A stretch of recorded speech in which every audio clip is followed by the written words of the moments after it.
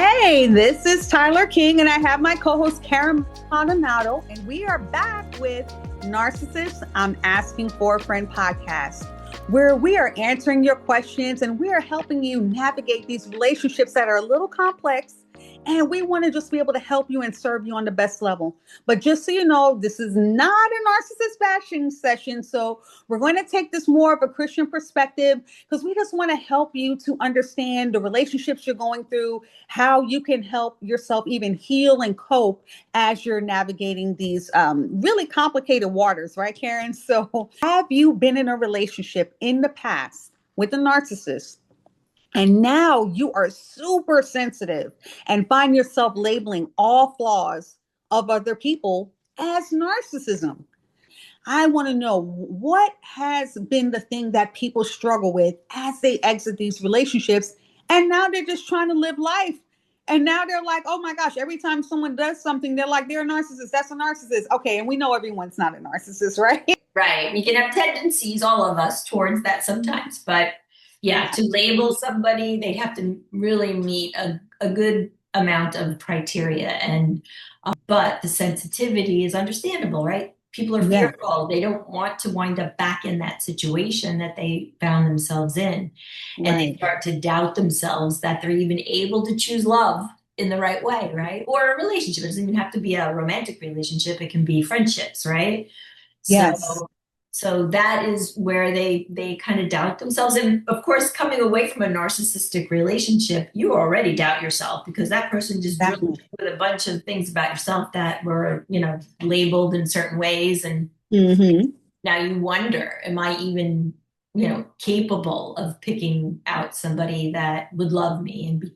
Wow. So wait, stop right there. So you're saying that when you're in those severely emotionally abusive, narcissistic type of relationships, it can actually affect you to the point where even your decision making is questionable and you doubt yourself so much.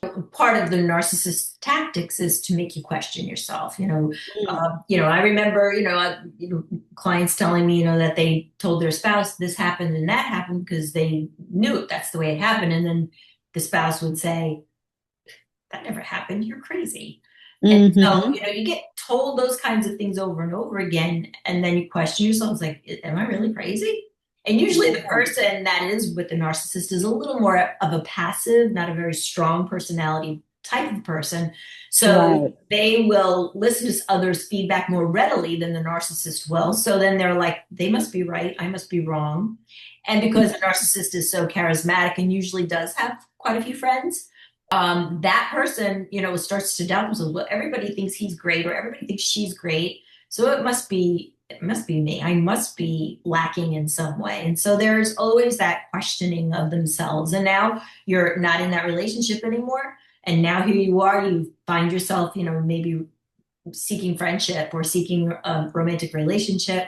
And maybe you go on a date with somebody and now, that person says something to you like, no, that's not exactly how it happened.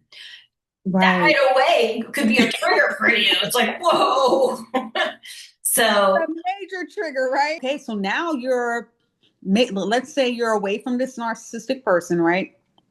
And now you're trying to navigate and make new friends. Because remember, you probably lost all your friends more than likely. oh, And yeah, because they're good in sabotage. isolation, right? They isolate. Yeah. Yeah. Because of that isolation, you probably lost a lot of friends. You're probably damaged relationship with family members because remember the narcissists, they're really good about saying, oh, that person has an issue and that person, something's wrong with them. Well, why is it that they have a problem with everybody and why are they so fault finding to get you to that point? Because they want you to themselves, Yeah. but they don't want you to themselves because they want to have these wonderful days with you and by Right. yourselves. They want to get you secluded so that there's no outsiders putting their 2 cents in about how he or she is treating you. They'll have a life. They'll do life the way that they want to, whatever that looks like. For some, Right. they like to be home all the time and Mm-hmm. but it doesn't mean they want to be home to have peace. They want to be home so they can torment. Torment you. Yeah. Yeah, yeah.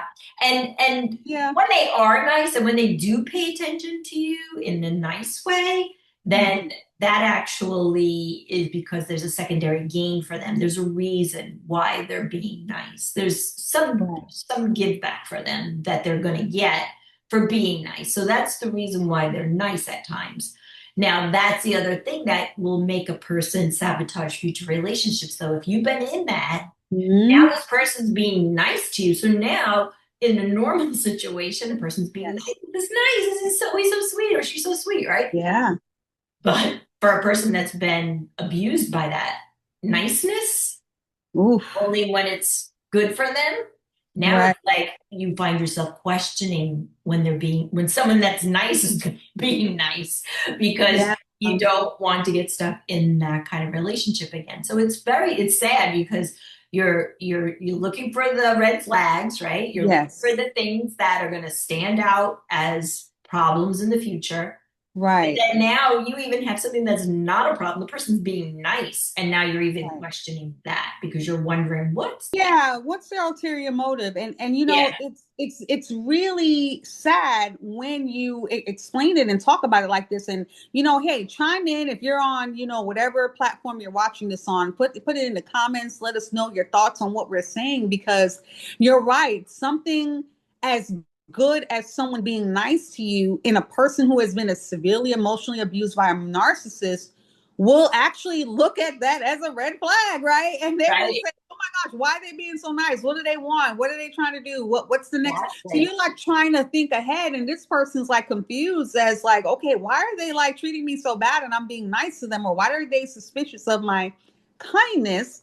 But Right. it's just that that was actually used as a manipulative tool, and that's what they've been conditioned that whole time, that every time that person was nice, they didn't know it at the time, but in the end it ended up being, there was that secondary gain you talked about, right, that the narcissist was after. So how does a person now, I am, let's say I'm now kind of in this relationship, or whether it's dating, a friendship, or whatever, and someone is genuinely trying to be nice, and I am like thinking, for whatever reason, because of that trauma, I am saying, oh my gosh, I don't want to believe that they have something else that they're up to, but I can't help it. And I'm trying to fight this with everything that's in me.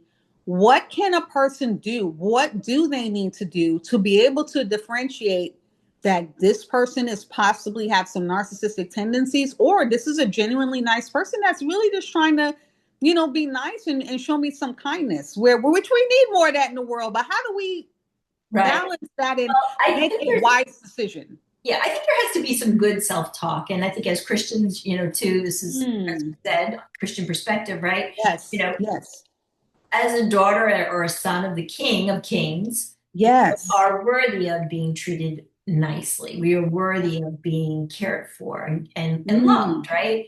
And so, I would say turn it into a prayer. Lord, yes. in the past I've made a wrong choice and I have lived to regret that, but I don't want to regret again. And I pray that Right. you give me wisdom and help me to see if this is just this person's true nature, that they're kind and they want to be kind to me and there's no ulterior motive. They seem sweet. And I just pray that you would help me to have that wisdom and discernment to know. And if it's not going to be good for me, then I pray that you will allow me to see every single red flag now before, Yes, it gets too long into this that I will regret, taking the yes. time investing myself in this relationship when it's not safe. So I would say, all things that we do, we should be putting it before the Lord, That's especially very something true. like this. And Hmm. and hopefully you'll find out that the person is safe to be with, that this is their nature, there is no ulterior motive, and but I do believe that time is important, and that's why I always tell people Fine. make sure Yes, that you season your relationship. If it's a romantic relationship, yes. Season season it. it. Means going through all 4 seasons at least before making any kind of commitment to a person. Because Yes, you want to see how they behave through life. And I'd say a good year will give you yeah, opportunity to see if a person's hiding things, it's gonna come out. You're gonna see yes. it. And I know, you hate to invest a whole year in somebody and then find out that they're a jerk, but Right. it might take that. And if that's what it takes, is like a whole year till you find out, then I would say, well, you spent a year and it was the school of hard knocks, right? Because you Right. difficult things, but you're not married to the person. You're not feeling stuck now. For whatever reason, because a lot of people do stay in narcissistic relationships because they feel stuck for whatever reason. It could be financial. It could be that there's children involved. It could be that their faith tells them that they're stuck. They don't feel like there's a way out.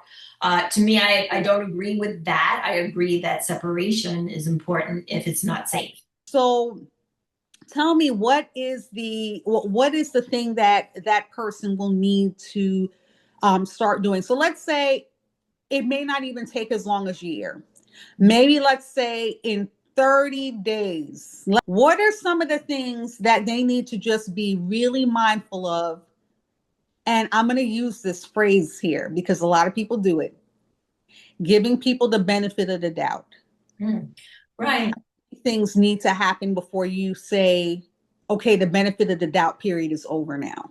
And I mean, as Christians, we oftentimes want to be the type of person that gives others the benefit of the doubt because, we want to be forgiving. We want to believe the best. That's, Yeah. love tells us that we are to believe the best in others. But we also need to be smart. There's nothing wrong with saying something about this just doesn't feel right. And that is the Holy Spirit oftentimes putting that check in our spirit too. And don't be afraid to put your brakes on a relationship too.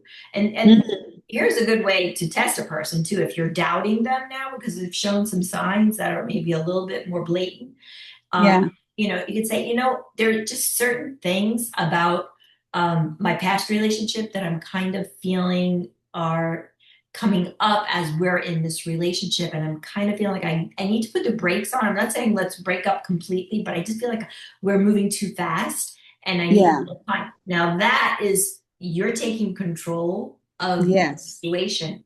Narcissists don't like that.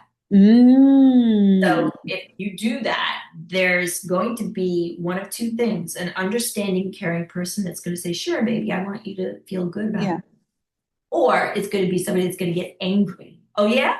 You think that like that person? If they take that attitude, there's a good chance that's what you got going on. Right. The person of reason is going to want to make sure that you're not scared and that you can see that they're a reasonable person that you can talk to and feel safe, exposing your heart. So you just told them something that tells you I'm vulnerable right now and I'm letting you know something that's going on. So that would be a good way to find out the maturity level of this person, because narcissists are not mature. They can make it look like they are. Right. When they are behind closed doors with their people, right. Not too much maturity. So if the person they're just always nice, I'm not seeing any red flags. Yeah. I wouldn't even visit that conversation because to me, that's like, they're going to show red flags. They're going to show their personality. If they're the type of person that takes you to dinner and listens to you about your day and wants to know who your friends are and doesn't try to separate you from your people and they're all about you, that's somebody that's really interested. And I'm so glad you said that because someone that's genuinely interested in you, because I think a lot of times narcissists are great when it's all about them. They get to talk about what's going on with them, their family, their job, their business, their kids. But if they don't ask a single question about you, and maybe because you're that passive, empathic type of person and you're always like wanting to listen and be consoling and be, understanding and always want to be there, you gotta find a way, right? Am I wrong or right? That they gotta find a way to alter that part of their person. I'm not saying change who they are, but they gotta find a way to kind of break that pattern, because that pattern is probably what has always attracted narcissists to them, right? And they may not realize and see like, hey, this person's not asking me a single question about me. They're not trying to get to know anything about me. So what do you say with a person where you've had maybe you've had maybe 10 or different conversations. This could have happened in a 30-day period. I think at this point now, the person, if you see that many red flags, then you've got to be kind to yourself, right? Yes. You're so busy being kind to other people. Kind people usually are the ones that get stuck with narcissists. Yes. So you've got to be kind to you now. You've got to make a decision that's for you. It's going to feel empowering if you break the relationship with somebody that you know is toxic for you. Because Yeah. once you make that decision, you now are able to say to yourself, I really do care for myself and I really am worthy as a child of God to have Yeah. good relationships and to feel loved by somebody genuinely. And this person's just not capable of it. So, and that's okay. I'll pray for them, but I don't have to be their fix. I don't have to be their supply. I can just be a person that cares for their soul, but move on. And Yeah. and sometimes we're attracted for crazy reasons. Sometimes it's, finances. It's going to make me feel so much more secure if I have a man or I have a woman that's helping with the income, for the family or whatever. Or it's going to make me feel so good if I can just have a strong man that looks great or a woman that looks beautiful. The things that attract us to other people are, sometimes very shallow. And Yes, it is. we need to really focus on what am I really looking for in this relationship. And if there's not much there, after 30 days you see a lot of red flags, I would say just do yourself a favor and love yourself the best that anybody could love themselves and break this off, because it's time to break it off. Yeah, and I want to like impress upon people, that time frame, 4 weeks, 30 days, however you want to look at it, because there's no need in you trying to constantly overlook things, make excuses for, give the benefit of the doubt. Well, I'm just going to see how this happens and let's look at this situation. I mean, they're repeatedly showing you things in a short period of time.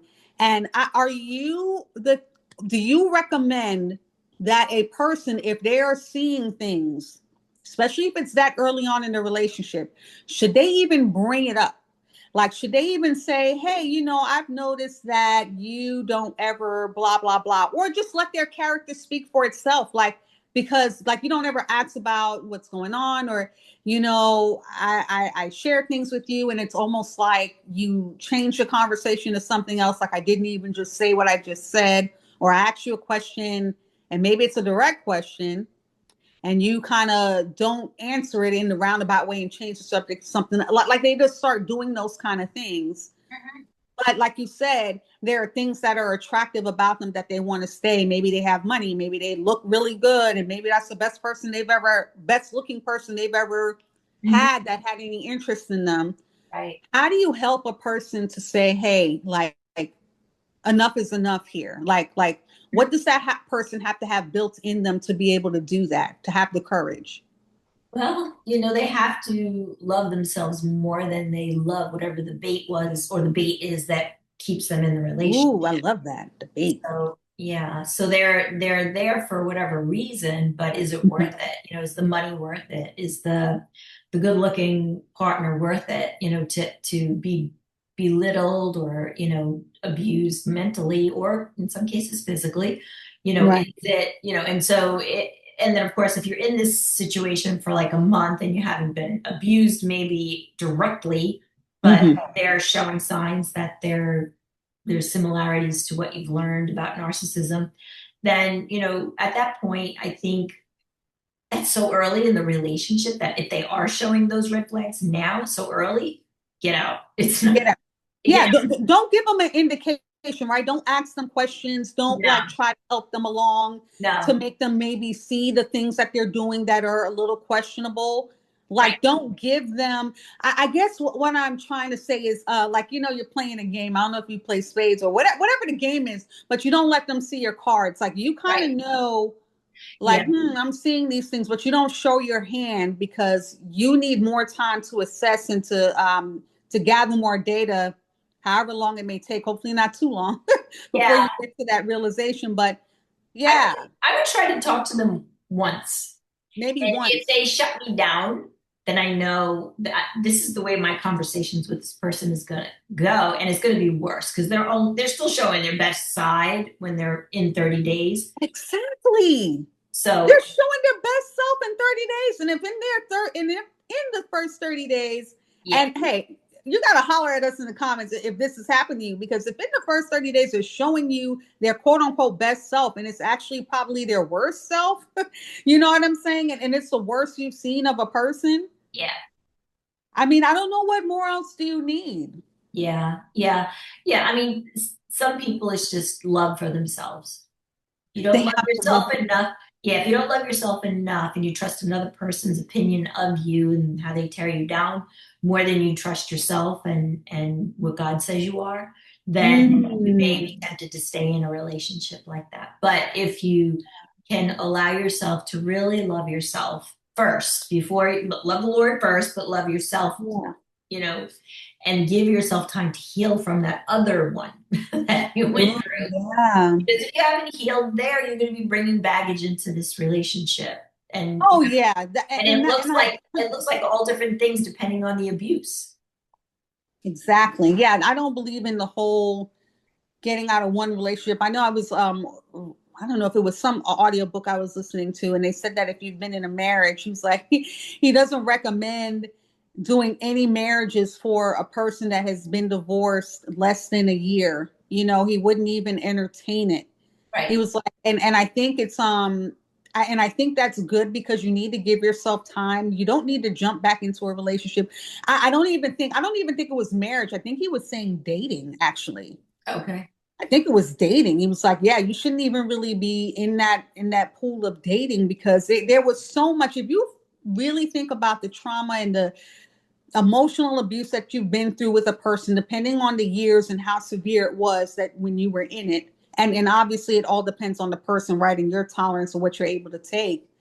It can take you just that long to recover, to get that self love, Hmm. not needing that validation from other people, because maybe that's another thing that you were, had an issue with, that you were so seeking validation from others that you were willing to put up with someone, treating you like garbage just to be able to say I have someone, or I got a man on my shoulder or a woman on my shoulder. And, Hmm. I want the appearance that everything looks good, but you're dying inside. You're Right. just absolutely dying. Right. And you're not happy. And so you think to yourself, well, I'm not going to be happy if I break off with him. Well, you're not happy right now. So time to break it off and Yeah. figure out you and what you need. Yeah. And if you're worried about the appearance of other people and what other people are going to think or say, Karen, what do you say to those people that they're afraid to break something off? Like, we're not recommending you do it. I'm just saying, if you're a person who you want to go there, and it's already in your mind that you want to do it, Mhm. what would you like to tell the people before we wrap up to help them to get the confidence to feel good enough about themselves, to not be ashamed of what are people going to think? I think in life, we're always going to have people that judge around us, right? Mm-hmm. And if we allow ourselves to just focus on making decisions based on what people think, we're never going to move forward in life for ourselves. And if it's not their business, and if their lives are so boring that they got to be concerned about yours and what you're doing, then that's them. That's their thing. Right. But Yeah. I mean, of course, with the Christian perspective, I never tell people that they should leave their spouse to divorce. I always say separation is Right. important, especially if there's abuse. So, Exactly. Yeah. so but especially in a case of dating, if you know already that this is not a healthy relationship, this isn't going to go well. If you ever married the person, it wouldn't be a good marriage. If you know all those things, do yourself a favor and end it before you invest any more time in it, because you may be also in the way of the person that the Lord really has for you. But something about this Mm. other person kind of baited you to be in relationship with somebody. It's Right. a counterfeit. There's a They counterfeit. deceived you. Yeah, Pretty you've been deceived, and now there's a counterfeit that you're settling for. Meanwhile, there could be somebody waiting in the sidelines that the Lord has waiting there for the right much. time, and that person is going to love you the way you're supposed to be loved. But That's you gotta right. trust God to, make that happen. And I know people that I worked with that I counseled, and they were with the narcissist that they were living with or dating or whatever. And eventually, after realizing what this relationship was that was causing them so much turmoil, Right. they finally made the decision to do things God's way and Right. prayed about it and asked God to help them and help them leave the person, which they eventually did. And then I saw in several very happy stories of beautiful couples that came out of, that one finally leaving and waiting for the one that God sent. And Ooh. so, it's just a matter of really trusting the Lord to help you in the That's right. path that you have. And we all have a different story and we all have different things that we have to deal with in life. But dealing with a difficult marriage, dealing with a difficult relationship, when we are, wanting to be loved, let the Lord put that person in your path, because that person will be the right person. Not that they'll be perfect. There's no perfection in No perfect person. We're No. people, right? We're human beings. But it's not going to be the kind of thing where there's going to be daily drama, which is Right. what a narcissist likes to create. So, Karen, I think we can end it on that. And any last words you want to share with the people before we wrap up? This has been so good, and we got way more coming for you. Well, I think that, them feeling like they're not capable of having a good relationship with anyone, that's a lie from the enemy. Yes. They are Yes. capable of having a good relationship. They just have to really be prayerful through the process of, dating someone and asking the Lord to help them to see that what is this person really like, and help me to have the smarts, the discernment to know, Yes. is this the beginning of a good relationship, a healthy relationship, or is this going to be another repeat for me? And I would say also, you got to be listening to your family members. You got to be listening to your friends. Multitude of counsel. Exactly. Biblical. Yeah, because those are the people that are getting to see, or if they say to you, you don't get together with me anymore, and I'm kind of concerned that, he's isolating you because it seems like you're very isolated, or she's isolating you. So, those are red flags that are very common. So watch for the red flags and try not to doubt yourself so much, but definitely trust the Lord in the process, which means you got to be praying, reading the word, and asking him for the guidance. Yes. Don't take it personal. Don't take it as an attack when people are genuinely concerned about things that they're seeing in this partner or in changes in you where you are not the same anymore since you've been with this person, and it's not in a good way, right? Right. Because that could be God giving you hints and clues that there's something off here. God speaks in many ways, and he uses people, right? We're his vessels. And don't let anyone steal your joy. I don't care if you're at the altar, you paid $1 million for this wedding. The joy of the Lord is your strength. There is nothing worth trading that up for just to save face to go through a marriage that's going to end up going bad anyway. You're going to get divorced probably anyway. And what is it going to cost you? You won't know until you get to the end of it. Right. Cost you your peace, your sanity, your children, who knows? Right. And your finances, your finances. You're worried about the finances you spent for the wedding. Well, the finances for a divorce are probably pretty close. Or they're way more expensive. Divorce is way more expensive. I would think. Yeah. I can tell you. I personally can tell you. I know you haven't been there, but I can tell you. So take my word for it. You don't need to go through it. Say, hey, Tyler already she confirmed, she co-signed, I'm good. There you go. Awesome. Well, thank you for joining us today. We appreciate you. Remember, put your comments in there. We want to hear from you. We want to know what you're thinking. We want to share. We even have ideas that we can use from what you share with us that we can talk about. Of course, everything we talk with you about, we don't share that with anyone personally, any names or anything. But if there are things that you have questions about, we want to be able to address that and help you and help many other people as well who are suffering, and to be able to navigate, this life that they're living with a narcissist, whoever that narcissist may be in their life. So once again, my name is Tyler King. This is my co-host, Karen Maldonado, and this is Narcissist. I'm asking for a friend, and we'll see you on the next episode.